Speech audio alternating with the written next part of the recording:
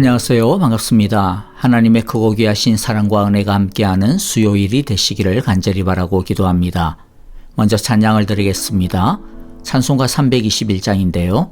날 대속하신 예수께 내 생명 모두 드리니 늘 진실하게 하소서 내 구주 예수여. 나 구주 위에 살리라 내 기쁨 한량 없으리 내 갈 길 인도하소서 내 구주 예수여. 우리 믿음으로 찬양하겠습니다.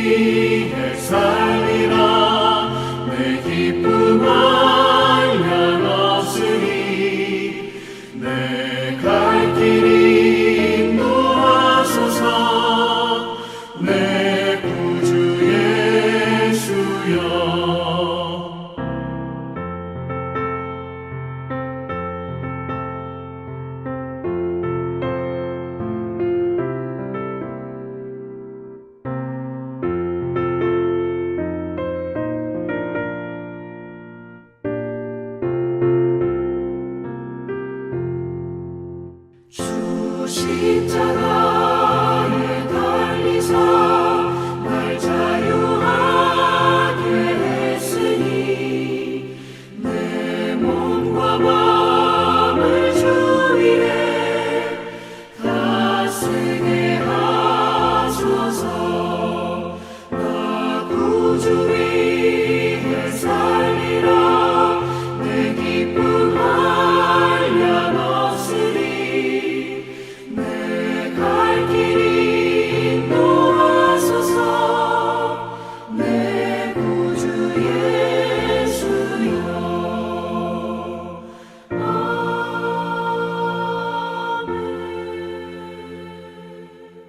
이제 하나님의 말씀을 함께 읽습니다. 출애굽기 16장 1절부터 10절입니다. 1절 제가 먼저 읽고요. 한 절씩 교독합니다. 이스라엘 자손의 온 회중이 엘림에서 떠나 엘림과 신의 산 사이에 있는 신광야에 이르렀다. 이집트 땅에서 나온 뒤 둘째 달 보름이 되던 날이다. 이스라엘 자손의 온 회중이 그 광야에서 모세와 아론을 원망하였다. 이스라엘 자손이 그들에게 항의하였다. 차라리 우리가 이집트 땅 거기 고기 가마 곁에 앉아 배불리 음식을 먹던 그때에 누가 우리를 여호와의 손에 넘겨주어서 죽게 했더라면 더 좋을 뻔하였습니다. 그런데 당신들은 지금 우리를 이 광야로 끌고 나와서 이 모든 회중을 다 굶어 죽게 하고 있습니다. 여호와께서 모세에게 말씀하셨다. 너희가 먹을 것을 하늘에서 비처럼 내려줄 터이니 백성이 날마다 나가서 그날 먹을 만큼 거두어 드리게 하여라. 이렇게 하여 그들이 나의 지시를 따르는지 따르지 않는지 시험하여 보겠다. 매주 엿새날에는 거두어 드린 것으로 먹거리를 준비하다 보면 날마다 거두던 것의 2배가 될 것이다. 모세와 아론이 모든 이스라엘 자손에게 말하였다. 저녁이 되면 당신들은 이집트 땅에서 당신들을 이끌어내신 분이 여호와이시라는 것을 알게 될 것입니다. 당신들이 우리를 보고 원망한 것이 아니라 여호와를 원망하였습니다. 여호와께서 당신들이 여호와를 원망하는 소리를 들으셨습니다. 이제 아침이 되면 당신들이 여호와의 영광을 보게 될 것입니다. 우리가 무엇이라고 당신들이 우리를 보고 원망하십니까? 또 모세가 말하였다. 여호와께서 저녁에는 당신들에게 먹을 고기를 주시고 아침에는 배불리 먹을 빵을 주실 것입니다. 여호와께서는 당신들이 여호와를 원망하는 소리를 들으셨습니다. 당신들이 하는 원망은 우리에게 하는 것이 아니라 여호와께 하는 것입니다. 모세가 아론에게 말하였다. 여호와께서 이스라엘 자손이 원망하는 소리를 들으셨으니 이스라엘 자손의 온 회중에게 여호와 앞으로 가까이 나오라고 일러주십시오. 아론이 이스라엘 자손의 온 회중에게 말할 때에 그들이 광야를 바라보니 여호와의 영광이 구름 속에 나타났다. 아멘. 오늘의 말씀을 통해서 우리가 받아야 할 교훈을 마음에 간직하기를 원하는데요. 먼저 이스라엘의 현 상황을 봅시다. 1절에 보니까 엘림에서 휴식을 취한 그들은 길을 떠나 신광야에 도달했습니다. 이때가 둘째 달 보름이 되던 날이라고 하니까 이집트를 탈출한 지 약 한 달쯤 지난 시점입니다. 왜냐하면 6월절이 첫째 달 14일이기 때문입니다. 그러다 보니까 이들이 이집트를 떠나오면서 준비해온 빵이 다 떨어져서 더 이상 먹을 것이 없게 되었고 이스라엘은 모세를 향하여 원망과 불평을 늘어놓기 시작을 합니다. 그런데 불평을 늘어놓는 그들의 말이 참 가관도 아닙니다. 그들의 말은 그들의 속마음을 그대로 드러내주고 있는데요. 3절을 보니까 이스라엘 자손이 그들에게 항의하였다. 차라리 우리가 이집트 땅 거기 고기 가마 곁에 앉아 배불리 음식을 먹던 그때에 누가 우리를 여호와의 손에 넘겨주어서 죽게 했더라면 더 좋을 뻔하였습니다. 그런데 당신들은 지금 우리를 이 광야로 이끌고 나와서 이 모든 회중을 다 굶어 죽게 하고 있습니다. 이집트에서 이들이 어떻게 살았습니까? 자유 없이 살았습니다. 노예로 살았습니다. 그뿐입니까? 사내 아이가 태어나면 다 죽임을 당하는 그런 삶을 살았습니다. 그런데도 이들이 하는 말이 뭡니까? 설령 그랬다 하더라도 고기 한 점 먹을 수만 있다면 이집트가 나쁘지 않았다. 아니, 이 광야보다는 더 좋았다라고 하는 말입니다. 우리는 나오고 싶지 않았는데 모세와 아론 너그가 공연히 우리를 끄집어내어서 굶어 죽게 하고 있다라는 것이죠. 노예로 살아도 폭력을 당해도 자기 자식 새끼들이 죽어나가든 말든 고기가 더 좋다는 말밖에 아닙니다. 이게 말입니까? 방구입니까? 이들의 머리에는 마음속에는 빵과 고기밖에는 없는 것이죠. 이들에게 있어서 인생이란 잘 사는 삶이란 그저 잘 먹는 것밖에 없어 보입니다. 무엇이 바른 길이냐, 무엇이 생명의 길이냐, 무엇이 하나님의 길이냐 이런 것보다는 무엇이 배골지 아니하는 길이냐, 어디가 배부를 수 있는 길이냐 이런 것만 머리에 들어있었던 것입니다. 그러니까 이들은 고기만 먹을 수만 있다면, 배만 부를 수만 있다면 그렇게 먹을 수 있도록 해주는 것이 장땡이라고 하는 말이죠. 그렇게 해주는 것이 최고의 신이라는 것입니다. 그렇게만 해줄 수 있다면 이집트의 노예로 살다가 죽어도 상관없다. 그러한 마음이 그들의 본심이었던 것입니다. 여러분, 이스라엘을 하나님께서 구원하신 목적이 무엇일까요? 단순히 소고기 많이 사 먹으라고 구원하신 것이 아닙니다. 물론 우리의 삶에 있어서 먹는 것 참 중요합니다. 등 따신 것 매우 중요합니다. 그런데 그것보다 더 중요한 것이 있습니다. 하나님 안에서 바르게 사는 것이 더 중요합니다. 하나님의 나라와 그의 의를 따라 사는 것이 더 중요합니다. 죄의 노예로 부자로 사는 것보다 하나님의 문지기로 사는 것이 훨씬 복된 삶이라는 것을 정말로 아멘이라고 고백할 수 있는 우리 모두가 되기를 바랍니다. 두 번째 보면 하나님은 이런 이스라엘의 불평을 듣고서 즉시 해결책을 주십니다. 저녁에는 메추라기가 온 땅에 덮일 정도로 날아와 땅을 덮을 것입니다. 아침에는 배불리 먹을 빵을 주신다고 하셨습니다. 그런데 하나님께서 이들의 불평에 빵과 고기를 즉시 주신다고 해서 하나님께서 이들의 말이 구구절절이 다 옳다라고 인정하는 것이 결코 아닙니다. 6절과 7절을 보니까 이스라엘이 한 소리를 여호와께 대한 원망이라고 하나님께서 분명히 지적하고 있습니다. 그런데도 불구하고 하나님께서는 왜 즉각적으로 응답하셨을까요? 그 이유가 무엇일까요? 그것은 하나님께서 이미 이들에게 이것들을 준비하고 계셨기 때문일 것입니다. 하나님께서는 광야를 건넌 이스라엘을 위한 모든 마스터 플랜을 세워두고 계셨습니다.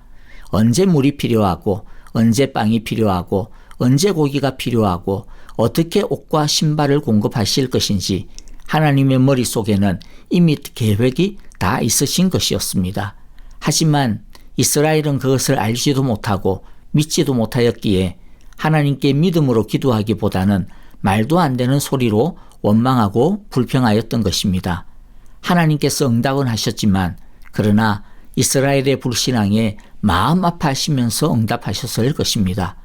어쨌든 응답을 받았으니까 다 잘 된 거 아니냐, 이리 응답받으나 저리 응답받으나 무조건 응답만 받으면 다 좋은 거 아니야? 라고 하는 마음은 무조건 빵과 고기만 먹을 수 있으면 이집트라도 상관없다라고 하는 마음과 다를 바가 없는 마음일 것입니다. 우리가 하나님의 자녀이고 예수님의 신부이고 성령님의 성소라면 응답만 받으면 장땡이라고 하는 생각하지 않아야 할 것입니다. 응답이면 전부다라고 하는 마음은 자기 자신이 중심인 상태, 자기 자신이 우상인 상태인 것입니다. 내가 원하는 것을 얻는 것보다 더 중요한 것은 어떻게 얻느냐입니다. 바르게 얻는 것입니다. 하나님을 속상하게 하면서까지 우리가 원하는 것을 얻어서는 안 될 것입니다. 하나님이 기뻐하면서 우리에게 응답 주실 그것이 진짜 응답일 것입니다.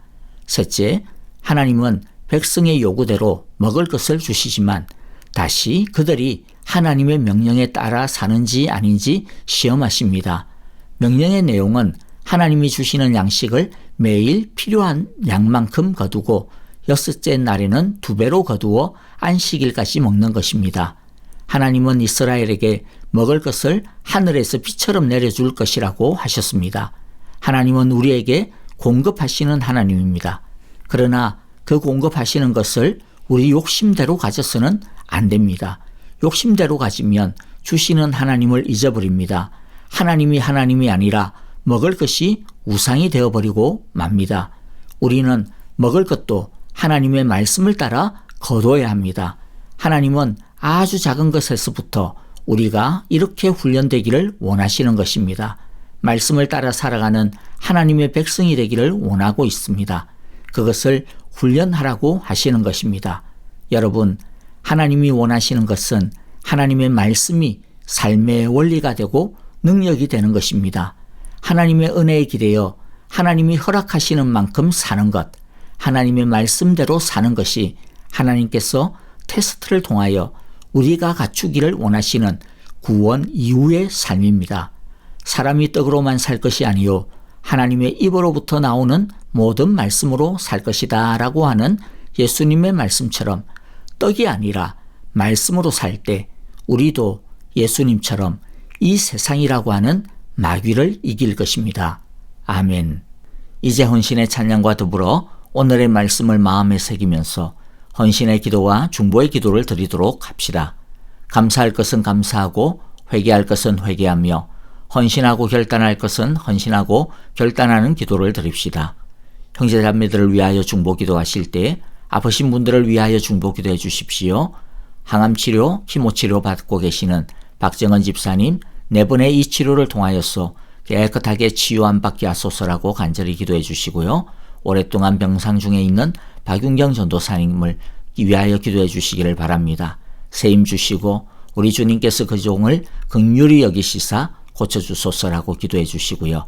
정계자 전도사님, 노창덕 권사님, 이두상 집사님과 김윤호 아기를 위해서도 계속 사랑의 기도를 부탁드립니다. 그리고 우리 미얀마를 위하여서도 여러분 마음을 담아 기도해 주시기를 바랍니다. 한 주간 동안도 하나님께 더욱더 가까이 나아가 친밀한 사랑을 나누기를 바랍니다. 안녕히 계십시오. 감사합니다.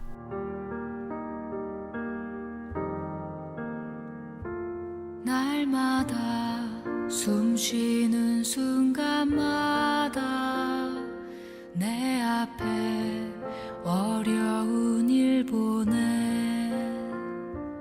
주님 앞에 이 몸을 맡길 때 슬픔 없네 두려움 없네 주님의 그 자비로운 손길 항상 좋은 것 주시도다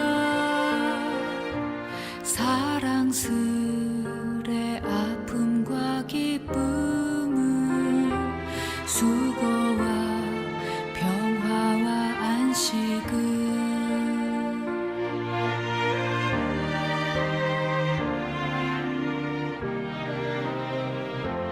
날마다 주님 내 곁에 계셔 자비로 날 감싸주시네 주님 앞에 이 몸을 맡길 때 힘주시네 위로함 주네 어린 나를 품에 안으시사 항상 평안함 주시도다 내가 살아 숨을 쉬는 동안 살피신다 약속하셨네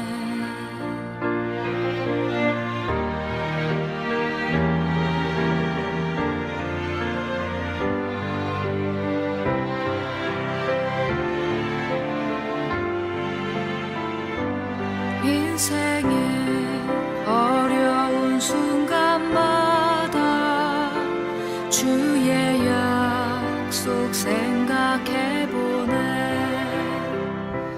내 맘속에 믿음 잃지 않고 말씀 속에 위로를 얻네 주님의 도우심 바라보며 모든 어려움 이기도다 흘러가는 순간순간마다 주님 약속 새겨봅니다 주님 약속 새겨봅니다